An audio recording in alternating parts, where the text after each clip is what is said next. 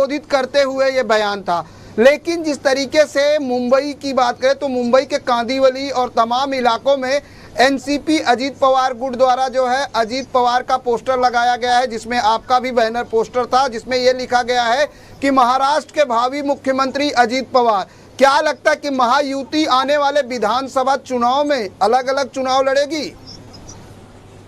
नहीं, महायुति में भी चुनाव हो सकता है और अभी तो महायुति में ही हम चुनाव लड़ेंगे, इसमें कोई दो राय नहीं। हम एक साथ में हैं, एक अम्ब्रेला में है, इसलिए हम एक साथ में चुनाव लड़ेंगे। मेरा प्रदीप जी आपसे ऐसा बोलना है कि जैसे आपको याद होगा कि एक प्राइम मिनिस्टर रहे पहले चंद्रशेखर जी, तो उनके एक एमपी थे और वो प्राइम मिनिस्टर हुए। बाद में इंद्र कुमार गुजराल, देवी गौड़ा, ऐसे कई नाम है कि जो लोग कम संख्या में होने के बावजूद भी वो प्राइम मिनिस्टर तक पहुंचे। तो हमारा ऐसा कहना है कि आने वाले दिनों में ये महाराष्ट्र की राजनीति में जिस तरह से उतार चढ़ाव आ रहा है, जिस तरह से लोकसभा के इलेक्शन हम देख रहे हैं, तो विधानसभा जो आने वाली है इसमें भी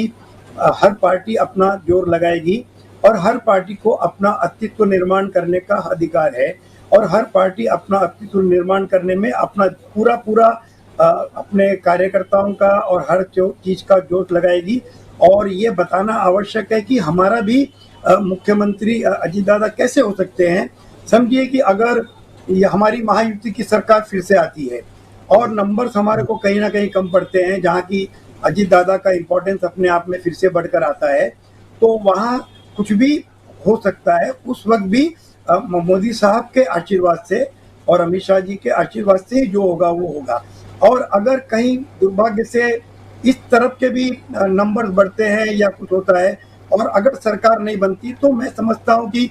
आने वाली राजनीति जो है उसमें माननीय अजीत दादा पवार जो महाराष्ट्र के उप मुख्यमंत्री हैं और ये फाइनेंस मिनिस्टर हैं, उनका अपना एक ग्राफ है, उनका अपना काम करने का एक शैली है। ऐसा बोला जाता है कि दादा शब्दांचा पक्का, और वो जिस तरीके से महायुति में काम कर रहे हैं और जिस स्पीड में वो काम कर रहे हैं और जितने प्रकल्प बढ़ाए जा रहे हैं और जिस स्पीड से ये महायुति काम कर रही है, तो मुझे लगता है कि कहीं ना कहीं अगर हमने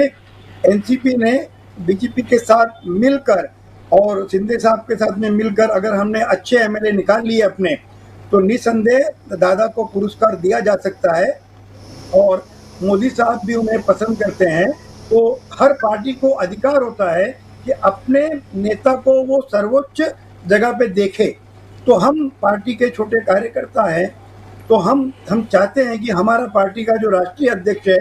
वो किसी बड़ी पोस्ट पे हो और सबसे सर्वोच्च महाराष्ट्र की पोस्ट पे हो, ऐसी हमारी दिल्ली तमन्ना है और ऐसा हमारा सोचना बिल्कुल जायज़ है। और ये सोचकर जो पोस्टर्स लगे हैं कि उन्हें भावी मुख्यमंत्री प्रोजेक्ट करने से पार्टी के अंदर एक ऊर्जा बढ़ती है, पार्टी के कार्यकर्ता जोश में काम करते हैं और आने वाले दिनों में निसंदेह हम आघाड़ी को टक्कर देते हुए शरद पवार जी को और बाकी के कांग्रेस है और उसके अलावा उद्धव जी की जो पार्टी है, इनको आघाड़ी को टक्कर देते हुए हम अपना ग्राफ और बढ़ा सकते हैं और ज्यादा ग्राफ हमारा बढ़ने से हमारे एमएलए ज्यादा आ सकते हैं। बिल्कुल से एमएलए आ सकते हैं। हर पार्टी का अपना अपना वर्चस्व है और हर पार्टी अपने नेता को उच्च स्थान पर देखना चाहती है। इंद्रपाल जी, विद्या चौहान जी, जिस तरह से बात की जाए दादा वचन का पक्का, क्या कह